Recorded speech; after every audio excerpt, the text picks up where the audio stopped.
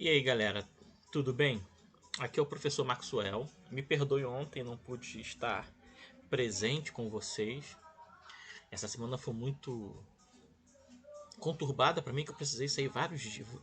Quarta-feira e sexta-feira eu precisei sair, né, de casa para resolver uns problemas. Especificamente nesse dia eu pensei que eu voltaria sexta-feira a tempo para poder estar com vocês, né, para dar a aula aí sobre a atividade número 15, mas acabou não dando. As coisas, elementos do meu compromisso acabou atrasando e eu não deu para chegar a tempo. Mas hoje eu vou postar um vídeo, aula sobre a atividade número 15, que é a atividade que nós ficamos de conversar nessa semana, ou semana passada, ou ontem.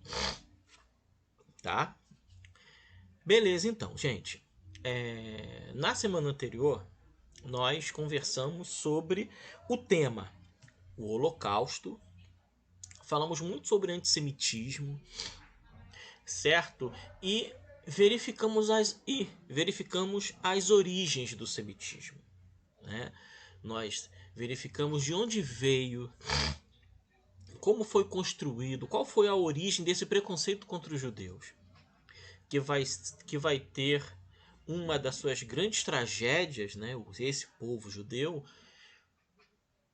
no Holocausto, né? Na Segunda Guerra Mundial, na perseguição nazista contra os judeus, certo? Hoje, especificamente, desculpe meu funga-funga, porque o tempo está mudando, eu tenho rinite, a rinite ataca. Tá? Beleza, então a atividade 15 fala sobre o Holocausto. Nós vamos tratar especificamente cada questão da atividade 15. Tá? Explicar a vocês para que vocês saibam fazer, ok? Vamos lá. Bom, sempre textos, não tem como ser diferente, certo? Esse primeiro texto, ele é um texto sobre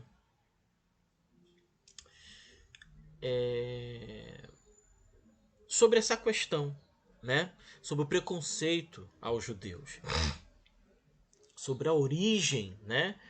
Vai começar lá atrás, né? Falando sobre a origem desse preconceito, certo? Vamos ler o texto juntos para que eu possa tirar qualquer tipo de dúvida sobre determinado termo que vocês não venham a não entender.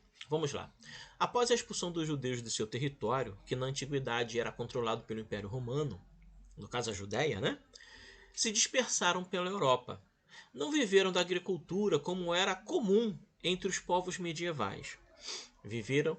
Suas rendas eram retiradas do comércio, o que os permitiu acumular dinheiro ao longo do período medievo, sendo que a prática da usura, obtenção de lucro por meio do empréstimo, condenada pela Igreja Católica até o século XVII, era comum entre eles. Também foram os judeus os fundadores dos primeiros bancos. A ascensão financeira dos judeus por meio da usura, empréstimos de dinheiro a juros, e dos bancos despertou a raiva dos europeus, em especial aos católicos, que passaram a hostilizá-los, criando um estereotipo de que eles eram avarentos, ardilosos, hostis e conspiradores. Né? Avarentos é louco por dinheiro, gananciosos, certo? Ardilosos é que não eram confiáveis, certo? A partir do século XVII, então cria-se o antissemitismo, ou melhor, o antissemitismo moderno, que ficou representado inclusive na peça Mercador de Veneza, livro muito bom que eu já li, do dramaturgo e tragiógrafo em inglês William Shakespeare, que evidencia a perseguição sofrida por um mercador judeu pela população. No século XIX, o antissemitismo era comum em nações europeias, em especial na Alemanha. Havia um movimento alemão antissemita que culpava os judeus pela miséria da população que eles julgavam ser originalmente alemães. Baseado na mitologia dos Ária, povos de origem germânica que teriam fundado os maiores impérios germânicos como a Prússia. Fundou-se então uma ideologia antissemita que colocava no crescimento econômico judeu a responsabilidade pela fome e pelas crises alemãs, o que serviu mais tarde para que Hitler perseguisse, prendesse e matasse milhões de judeus sob a justificativa de que a higienização étnica é que livraria a Alemanha de suas mazelas. Certo? Então o texto ele faz um roteiro desde a origem, né? De uma das origens, né, desse preconceito judeu que vai começar na Idade Média, né? Muitos incomodados pelo enriquecimento do povo judeu, né, que vai se dedicar ao comércio, serão os fundadores dos primeiros bancos, e essa comunidade ela vai prosperar muito. Isso vai atrair a inveja de muita gente, certo? E essa prática da usura, né, do empréstimo a juros, vai ser também extremamente criticado pela igreja, porque a igreja entendia que ninguém era dono do tempo. O tempo era de Deus, né? Já que os juros ele trabalha com o tempo. Ou seja, quanto mais tempo você me dever, mais a sua dívida cresce. Ou seja, o aumento da dívida se dá com o tempo, né? Então você utiliza o tempo para ganhar dinheiro.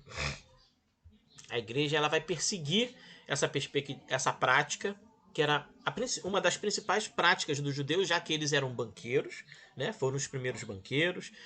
E isso vai se espalhar pela Europa, principalmente na Alemanha, que vai utilizar os judeus como a fonte de todas as mazelas e crises econômicas que a Alemanha vivia, certo? Até chegar a Hitler, que vai fazer a mesma coisa. Vamos para a pergunta. Infelizmente, ainda nos dias de hoje, se reproduzem determinados tipos de preconceito com os mais variados grupos sociais, e os judeus é uma das mais antigas vítimas dessa prática. Tendo como referência o texto 1, explique as origens do preconceito contra os judeus. Certo? Está aí no texto para você explicar as origens ou a origem. Como surgiu esse preconceito? Certo? No texto ele vai falar sobre isso. Certo? As origens. Desculpem a musiquinha que meus vizinhos estão tocando música, não tem jeito. Número 2. Denominamos o preconceito contra os judeus de antissemitismo, termo que tem sua origem na palavra semita. Tendo como referência o texto abaixo, fonte 2, explique o porquê os judeus são identificados como semitas. Ou seja, esse texto eu não vou ler com vocês, que é um texto simples e curto, tá? Que aí explica a origem desse termo semita. Tá ok? Beleza? Vamos então à questão 3. Né? Essa questão é mais especificamente na Alemanha. A origem do antissemitismo alemão. Ela vai tomar carona numa linha de raciocínio preconceituosa que vai surgir na Idade Média? Vai, certo? Mas na Alemanha vai tomar corpo esse pensamento. Certo? Vamos ler esse texto para que não haja nenhum tipo de dúvida em relação a essa questão número 3. Em 1871, quando ocorreu a unificação das regiões germânicas, ou seja, a fundação da Alemanha, mudanças profundas passaram a ocorrer na recente Alemanha. Na esteira de todas essas reviravoltas que vieram a reboque com a criação do Estado da Alemanha, muitos passaram a levantar profundas questões sobre a natureza cultural e espiritual dessa nova nação. Uma delas, não menos importante, era o que significava ser alemão. Certo? Ou seja, com a união dos principados alemães juntamente com a Prússia e com essa união, o surgimento do novo Estado da Alemanha, do novo país Alemanha, as pessoas elas começaram a pensar: quem são esses novos cidadãos? Quais são os seus valores? Certo? Os que acreditavam no poder do Volk ofereceram uma resposta. embora esse termo normalmente traduzido pelo termo povo, o conceito por trás de Volk não pode ser suficientemente transmitido por uma única palavra. Para os teóricos, Volksches significava a conexão quase mística que um grupo de pessoas que fala a mesma língua e compartilha na mesma herança cultural tem com o solo de sua terra natal. Como reação ao repentino crescimento das cidades e à poluição que emanava das fábricas recém-construídas, eles pregavam as glórias da vida natural alemã e, particularmente, do poder das florestas.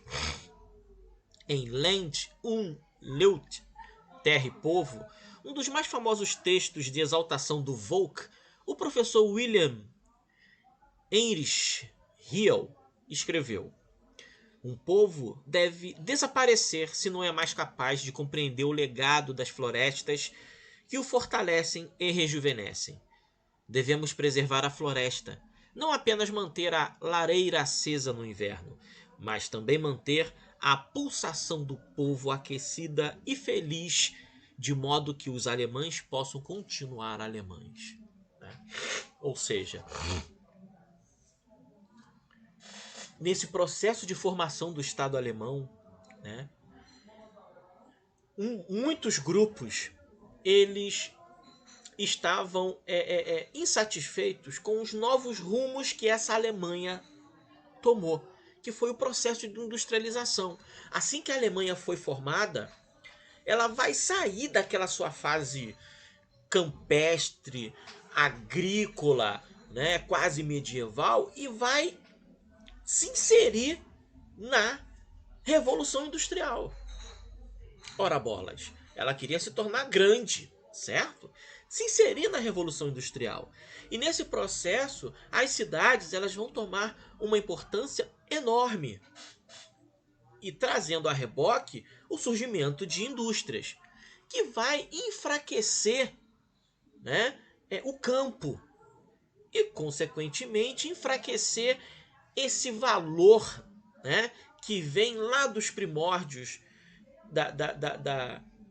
lá dos primórdios dos povos germânicos, dos povos ária ou arianos, que é da valorização da floresta, da valorização do solo, do seu forte vínculo com o solo, com a floresta, com a natureza, que de fato compõe o essencial valor de ser Volk, povo alemão. E nesse processo de inserção da nova Alemanha na industrialização, os judeus serão extremamente importantes. Porque quem vai financiar o surgimento desse novo país? Quem vai financiar a inserção desse novo país no processo industrial? Os bancos alemães, cujos seus donos eram judeus. Certo? Então os alemães eles serão um dos grandes culpados do afastamento da Alemanha de uma de suas principais características, que é a natureza, a terra, Vamos lá, continuando. Opa, volta. Deixa eu voltar aqui. Beleza. Antes da Primeira Guerra Mundial, o movimento jovem mais popular na Alemanha era o Wandervogel, uma organização que conclamava homens e mulheres a viajar pelo campo para resgatar a conexão entre o povo alemão e a sua terra. Era um movimento espiritual, diz Fridolin von Spaun, que aderiu ao Wandervogel ainda adolescente. Era uma reação contra a era do imperador Guilherme, toda ela calcada na indústria e no comércio. Segundo eles, valores judeus. A maior parte desses jovens vivia em cidades e trabalhava em empregos que eram a antítese do ideal Volksches. Os judeus certamente não eram pessoas oriundas da floresta. Em Soll und Haben, Débito e Crédito, uma novela alemã muito popular publicada em 1855, o personagem central judeu, o homem de negócios Weitel Itzing, é retratado como um indivíduo detestável, obcecado por dinheiro e que ludibriava os alemães honestos, mas ingênuos. Itzin é um parasita, leva uma vida que não poderia ser mais distante do ideal nobre do camponês que cultivava o solo. Certo? Embora nem todo indivíduo que endossava a ideia de Volk fosse necessariamente antissemita, os judeus ainda assim se tornaram, para o movimento Volksches como um todo, um símbolo de tudo o que havia de errado com a nova Alemanha. Se você fosse um agricultor com dificuldades para lidar com o súbito crescimento das cidades e com a realidade das ferrovias que agora cortavam suas terras, podia culpar os judeus por isso. Se fosse um lojista e achasse que os clientes estavam abandonando sua loja em favor de novas lojas de departamento, podiam culpar os judeus por isso. Se trabalhasse numa oficina fazendo produtos artesanais que agora não eram mais vendidos devido à presença no mercado de bens manufaturados em massa pelas fábricas, podiam culpar os judeus por isso. Certo?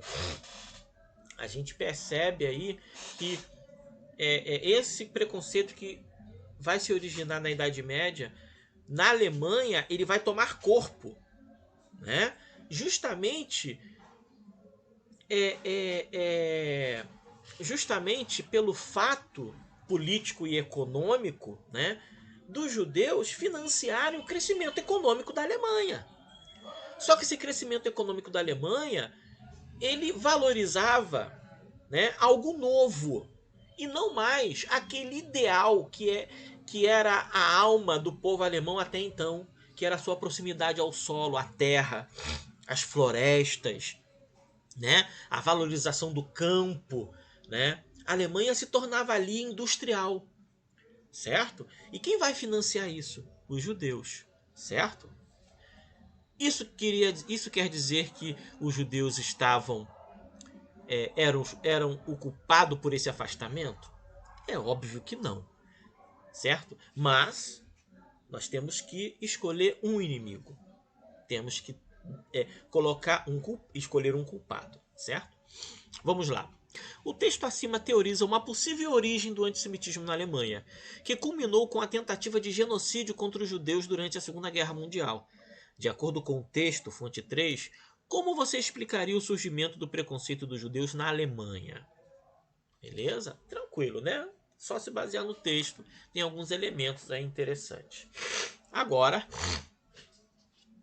questão 4, vamos falar sobre as leis de Nuremberg. Questão 4. Uma das expressões máximas da perseguição aos judeus na Alemanha nazista foi o grupo de leis instituídas por Hitler e denominadas Leis de Nuremberg. Abaixo, fonte 4, temos destacados alguns artigos dessa lei, dos quais o estudante deverá elaborar críticas bem embasadas a cada um dos artigos desta lei, né? Nós temos aqui basicamente quatro artigos e você vai criticar cada um desse artigo, né? Mas não é uma crítica de juízo de valor pura e simplesmente, não. Você tem que dar elementos que embasem a sua crítica e elementos plausíveis, elementos reais, tá? Se for possível, documentais, né, fazendo uma comparação nas leis dos direitos humanos, né, com as leis de Nuremberg, entendeu? Coisas de 9º ano, tá, gente? Não é coisa de 6º ano, não, tá? Que a gente até compreende, porque é 6º ano, né? Tá iniciando a segunda fase do fundamental, né? É de 9º ano, ok? Embasadas, não é puro juízo de valor, não. Porque eu acho que não.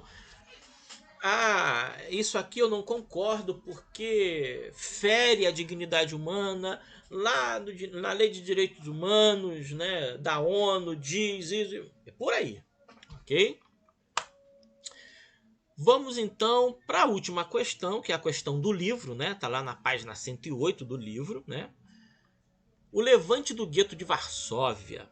Tem um texto aqui, texto fácil. Não vou ler com vocês porque o texto é tranquilo, né? Pergunta: discuta com os colegas, não precisa discutir não, é opinião sua, tá? De cada um. Podemos afirmar que todos os judeus foram submissos com relação às injustiças impostas pelos nazistas? Justifique a sua opinião. Se você concorda, se sim, vai explicar o porquê. Se você concorda que não, vai explicar o porquê, tendo como base esse texto aí, ok? Beleza, gente? Tranquilo? Todas as respostas vocês vão fazer numa folha em anexo. E pelo amor de Deus, grampeiem a folha ou coloque um durex, uma cola, uma meleca, mas tratem de grudar, não importa.